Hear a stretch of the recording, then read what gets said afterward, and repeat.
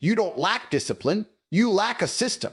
That's the truth nobody wants to say out loud because it destroys your favorite excuse. You keep telling yourself you need more motivation, more willpower, more drive. Wrong. That's what weak men say when they don't want to admit they've built a life that guarantees failure. If your success depends on how you feel when you wake up, you're already finished. Feelings are unstable. Systems are law. And right now, your life is built on chaos, not control. You've been lied to. You were told discipline is about grinding harder, pushing through, forcing yourself every day like some emotional superhero. That's garbage advice. Real discipline isn't force, it's structure. It's architecture. It's building a system so tight, so precise, that even your worst version still executes. If your system collapses the moment you're tired, distracted, or bored, then you don't have discipline.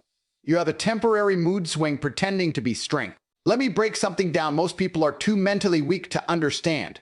Speaking in tongues isn't about religion, it's about identity override. It's when you stop operating in your default language of excuses, comfort, and hesitation, and you start operating in a completely different frequency. A different code, a different operating system. The average man wakes up and immediately starts speaking the language of weakness. I don't feel like it. I'll start tomorrow. I need motivation. That's your native tongue, and it's keeping you broke, soft, and average. A disciplined man speaks a different language entirely. He doesn't negotiate with himself. He doesn't ask how he feels. He runs commands. Execute, move, build, train, repeat. That's what I mean by speaking in tongues. You're no longer reacting like the old version of you. You've installed a new system that overrides your emotional garbage. You don't rise to the level of your goals. You fall to the level of your systems. And right now, your system is built for comfort, not conquest. You want control? Then stop relying on willpower like it's some magical fuel source. Willpower is limited. It burns out. Systems don't. Systems remove decisions. Systems eliminate hesitation. Systems make your behavior automatic. If you need to decide to be disciplined every day, you've already lost. Winners don't decide, they execute routines that have been locked in so deeply, they become identity. This is where most men break. Because building systems requires honesty. Brutal, uncomfortable honesty. You have to admit that your current habits are trash, your environment is weak, your routines are inconsistent, and your identity? It's still tied to the guy who quits. So you try to act disciplined for a few days, but you're still speaking your old language underneath. That's why you relapse. That's why you fall off. Real transformation happens when the system becomes your identity. When discipline isn't something you do, it's who you are. You don't skip training because your system doesn't allow it. You don't waste time because your structure rejects it. You don't negotiate with weakness because that language is no longer installed in your mind. You've upgraded completely. You want dominance? Then build systems that make failure impossible. Fixed wake times, non-negotiable work blocks, controlled environments, remove distractions, decide your actions, lock your day in before it starts. You shouldn't be thinking, you should be executing. Thinking is where weakness sneaks in. Systems are where power lives. You've been conditioned to believe that motivation is the engine of success, but that belief is exactly what's keeping you stuck. Motivation is unstable, emotional, and unreliable. It shows up when it wants, disappears when things get hard, and leaves you stranded the moment pressure hits. Yet you built your entire approach to discipline around this fragile concept. That's not just a mistake, it's a structural failure. If your performance depends on how you feel, then your performance is already compromised. Look at your own patterns. On the days you feel inspired, you move fast, you take action, you convince yourself that this is the new you. But the moment that feeling fades, and it always does, you slow down, you hesitate, you start negotiating. Suddenly, everything becomes optional. That's the problem. You made discipline conditional, and anything conditional can be broken. High-level performance doesn't come from emotional spikes. It comes from systems that operate independently of your mood. A system doesn't care if you're tired. It doesn't care if you're bored. It doesn't care if you're distracted. It runs regardless. That's what gives you power. Not intensity, not hype, not temporary bursts of energy structure. Precision, repeatability. Right now, your life is built in a way that allows you to fail. You've left too many decisions open, too many gaps where weakness can slip in. You wake up and decide whether you'll be productive. You decide whether you'll train. You decide whether you'll train. Every one of those decisions is a point of failure. And eventually you will fail because humans are inconsistent by nature. You don't eliminate inconsistency by trying harder. You eliminate it by removing the need to choose. When your system is tight, your behavior becomes automatic. You don't wake up and think about whether you should work. You start working because that's what the system dictates. You don't debate whether to train, you train because it's scheduled, locked in, non-negotiable. There's no emotional conversation happening in your head. There's execution, clean, direct, efficient execution. This is where most people get exposed. They claim they want discipline, but they resist structure. They want freedom, comfort, flexibility. They want to go with the flow. That mindset guarantees mediocrity because without structure, your default habits take over. And your default habits are built around comfort, not growth. You will always fall back to what's easy unless your system forces you forward. Understand this clearly. Discipline is not about becoming someone who feels like doing hard things. It's about becoming someone who does hard things regardless of how they feel. And the only way to reach that level is by designing a system that removes emotion from the equation. You don't wait to feel ready, you operate on pre-decided actions. The men who dominate in any field are not the most motivated. They're the most structured. Their lives are engineered. Every hour has a purpose. Every action is intentional. There's no wasted movement, no random decision-making, no reliance on internal feelings. They've eliminated chaos. And once chaos is gone, consistency becomes inevitable. If you're still chasing motivation, you're chasing something that will betray you. It will give you just enough progress to keep you comfortable, but never enough to transform your life. Real progress begins when you stop asking yourself what you feel like doing and start executing what has already been decided. That's the shift. That's where control begins. Every time you think about it, you're already drifting toward failure.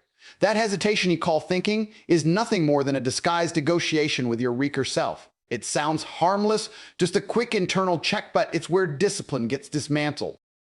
You ask yourself if you should train, if you should work, if you should focus. And in that moment, you've handed power to the part of you that wants comfort.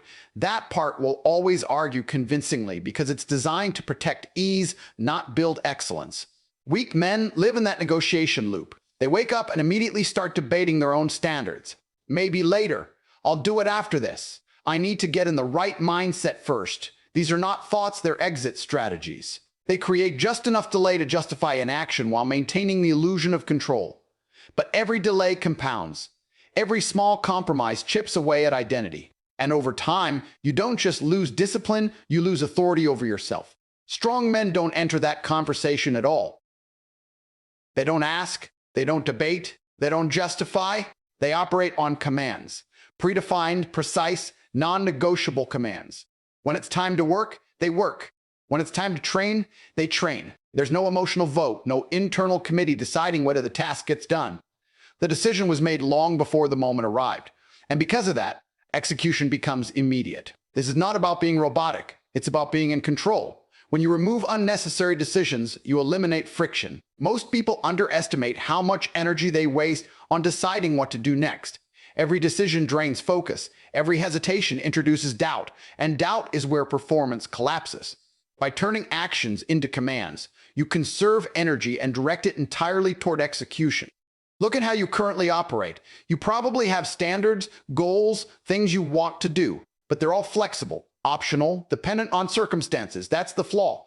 If your standards are flexible, they're not standards, they're suggestions. And suggestions can be ignored the moment they become inconvenient. That's why you keep falling short, not because you lack capability, but because you built a system where compliance is optional. Command-based living changes that completely. You define the action once, and from that point forward, it's automatic.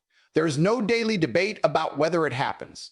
It happens because it's been decided. This removes emotional interference. It removes procrastination. It removes the constant back and forth that keeps most people stuck in cycles of starting and stopping. The shift is uncomfortable because it strips away your ability to escape. When everything is a command, you can't hide behind excuses. You can't delay without being fully aware that you're breaking your own system.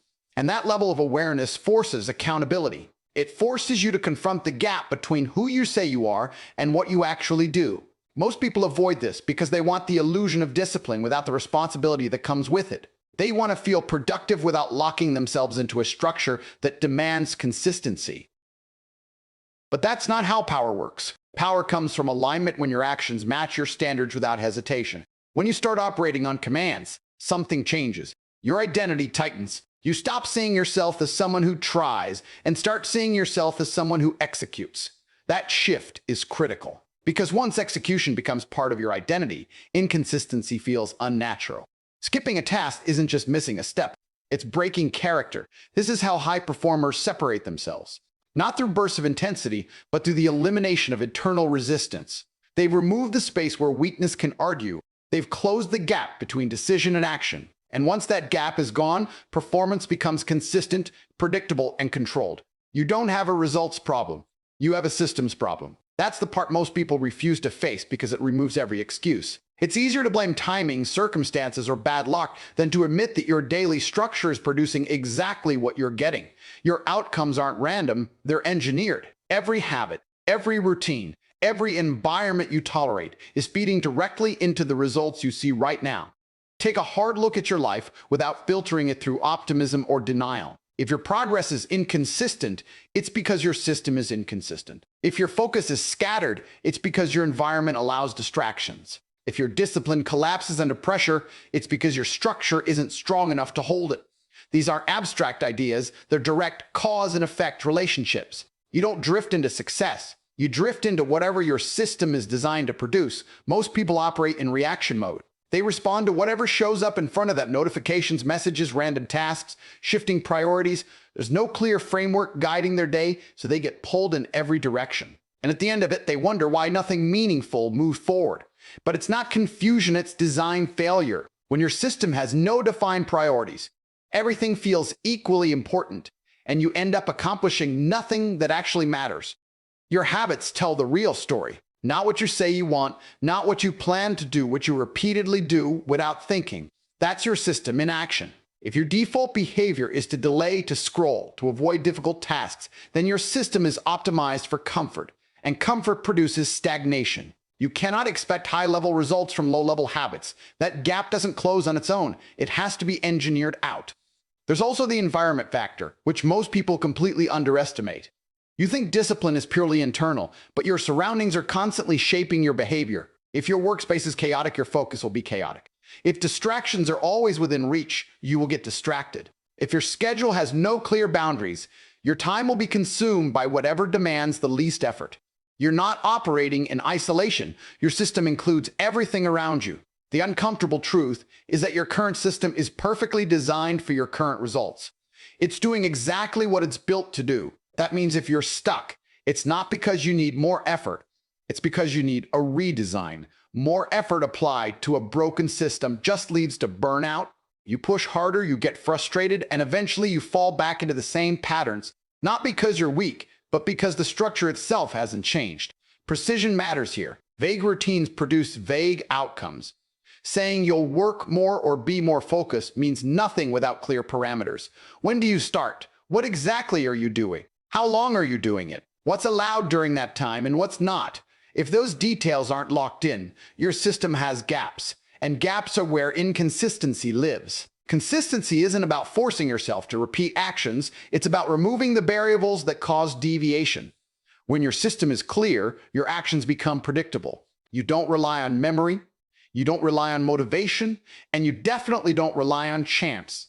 Everything is structured in a way that guides your behavior without constant effort. This is where accountability becomes real. Not external pressure, not someone watching you, but structural accountability. Your system either supports your goals or it sabotages them. There's no middle ground. And right now, if your results aren't where they should be, it's not a mystery. It's a reflection, a direct output of how your life is currently organized. You're still thinking in the same patterns that built your current life, and that's exactly why nothing fundamentally changes. You might adjust your actions for a few days, push harder for a week, even feel like you're evolving, but underneath it all, you're still operating in the same mental language, the same internal dialogue, the same excuses just dressed up differently. That's why your progress keeps resetting, because you haven't changed the system that generates your behavior, you've only tried to temporarily override it. Speaking in tongues is about breaking that cycle at its core. It's about abandoning the internal language that keeps you average and replacing it with one that demands execution. Right now, your mind is fluent in hesitation. It knows how to justify delay, how to rationalize comfort, how to make weakness sound reasonable. That's not accidental, that's conditioning. Years of repeated patterns have trained you to respond a certain way, and until you change that language, you will keep producing the same outcomes. This isn't surface-level mindset work. This is identity-level transformation. You're not just changing what you do, you're changing how you process reality. When a challenge appears, your default response matters.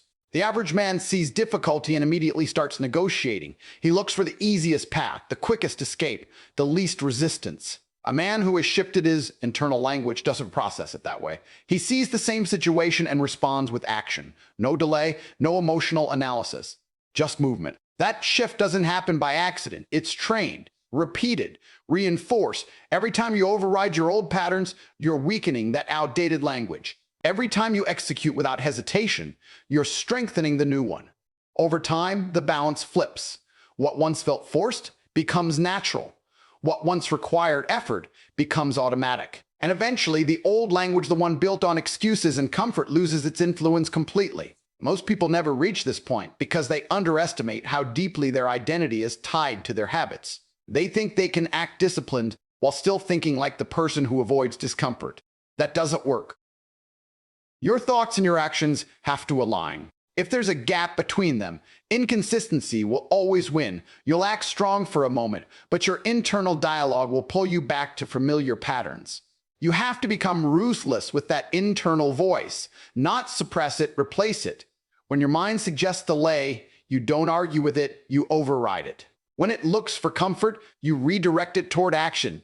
You don't entertain weakness. You don't analyze it. You don't give it space to grow. You cut it off and move. That's how you rewire your default responses.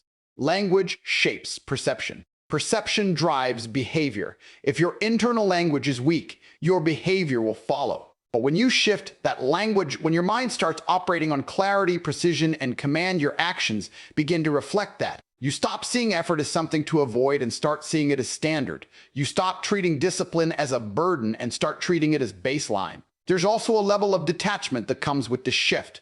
You stop identifying with every thought that enters your mind. Just because you feel resistance doesn't mean you obey it. Just because you feel tired doesn't mean you stop. You separate impulse from action, and in that separation you gain control. Real control. The kind that doesn't depend on circumstances or emotional state. This is where transformation becomes permanent. Not because you built more motivation, but because you changed the framework that drives your decisions. You're no longer reacting. You're directing. You're no longer adapting to your environment. You're imposing structure on it. And once that internal language is fully replaced, there's no going back to who you used to be. You keep treating willpower like it's a reliable fuel source, as if you can just summon it whenever things get difficult. That assumption is flawed from the start. Willpower is finite. It drains under stress, it weakens with fatigue, and it collapses when you need it the most. Yet you've built your entire approach to discipline around this unstable resource. That's why your performance fluctuates. That's why you have days where everything clicks, followed by days where everything falls apart. Think about how your day actually unfolds. You wake up with a certain amount of mental energy. Every decision you make, what to eat, what to focus on, what to ignore, consumes a portion of that energy. By the time you reach the moments that actually matter, your willpower is already depleted. And then you expect yourself to make the hardest choices with the least amount of energy available. That's not discipline, that's poor design. Willpower-based living forces you into constant resistance. You're always pushing against something: distraction, laziness, discomfort. It becomes a daily battle. And eventually, you lose not because you're incapable, but because the system is unsustainable. You can't fight yourself forever. Sooner or later, the part of you that wants comfort wins. And when it does, you don't just lose momentum. You reinforce the habit of giving in. Systems eliminate that battle entirely. Instead of relying on moment-to-moment effort, they create conditions where the right action is the default. You don't need to convince yourself to work because your environment is already structured for focus. You don't need to resist distractions because they've been removed. You don't need to push yourself to start because the starting point is fixed, predictable, and automatic. This is where efficiency comes in. High performers don't waste energy on decisions that can be predetermined. They standardize as much as possible. Fixed routines, consistent schedules, controlled inputs. not because they lack creativity, but because they understand where creativity actually matters. It's not in deciding whether to work, it's in how you execute once the work begins. By conserving willpower, they redirect it toward performance instead of preparation. There's also a psychological shift that happens when you stop relying on willpower. You stop seeing discipline as something that requires constant effort and start seeing it as something that's built into your environment. That changes how you approach your day. Instead of asking yourself if you're ready, you step into a structure that's already been designed for you to perform. The friction disappears. And when friction disappears, consistency increases. Most people resist this because it feels restrictive. They associate systems with limitation, with loss of freedom. But what they don't realize is that their current lack of structure is what's actually limiting them. When your actions are dictated by fluctuating levels of willpower, you're not free, you're reactive. You're constantly adjusting based on how you feel, and that instability keeps you from building anything meaningful. A system, on the other hand, creates stability. It gives you a framework that holds regardless of external conditions. You don't need perfect circumstances. You don't need high energy. You don't need to feel inspired. The system compensates for all of that. It carries you through low energy states, through distractions, through moments where your motivation is completely absent. This is where long-term progress is built. Not in moments of intensity, but in sustained, repeatable action. Willpower might get you started, but it won't keep you going. And if you're serious about results, starting isn't the problem, continuing is. Systems solve that. They remove the dependency on a resource that was never designed to support consistent performance in the first place. When you stop relying on willpower, you stop burning out. You stop cycling between extremes of effort and collapse. You create a rhythm that can be maintained, adjusted, and scaled. And that's where real control begins. Not in forcing yourself to act, but in designing a structure that makes action inevitable. You keep treating discipline like an activity, something you switch on when you feel serious and switch off when it becomes inconvenient. That mindset guarantees inconsistency. Discipline isn't a task you perform, it's a standard you embody. And until it becomes part of your identity, you will always revert to who you were before. You might execute for a few days, maybe even a few weeks. But the moment pressure builds or comfort calls, you'll fall back into familiar patterns. Not because you're incapable, but because you haven't changed who you are at the core. Your identity dictates your behavior far more than your intentions ever will. You don't act based on what you say you want, you act based on what you believe you are. If you still see yourself as someone who struggles with consistency, someone who needs motivation, someone who tries, then your actions will reflect that. You'll approach discipline as something external, something you have to force, something that feels unnatural. And anything that feels unnatural will eventually be abandoned. The shift happens when discipline becomes non-negotiable at the identity level. Not something you aim for, but something you represent. You don't try to be consistent. You are consistent. You don't work on your habits. Your habits are already aligned with who you are. That distinction changes everything. Because when behavior aligns with identity, there's no internal conflict. You're not fighting yourself, you're expressing yourself. Most people fail here because they underestimate how deeply identity is reinforced by repetition. You don't become disciplined by declaring it once. You become disciplined by proving it to yourself repeatedly through action. Every time you follow through, you strengthen that identity. Every time you break your standard, you weaken it. And these moments accumulate. They shape how you see yourself, which in turn shapes how you act in the future. There's also a level of responsibility that comes with this shift that most people avoid. When discipline is something you do, you can excuse inconsistency. You can say you had a bad day, that circumstances got in the way, that you'll do better tomorrow. But when discipline is who you are, those excuses don't hold. Breaking your routine isn't just missing a task. It's contradicting your identity. And that creates a level of accountability that forces you to either step up or confront the fact that you're not who you claim to be. This is where systems and identity intersect. Systems provide the structure, but identity provides the consistency. Without identity, systems feel like restrictions. With identity, systems feel like alignment. You don't follow your system because you have to. You follow it because it reflects who you are. It becomes an extension of your standards, not a limitation on your freedom. You also start to notice a shift in how you respond to challenges.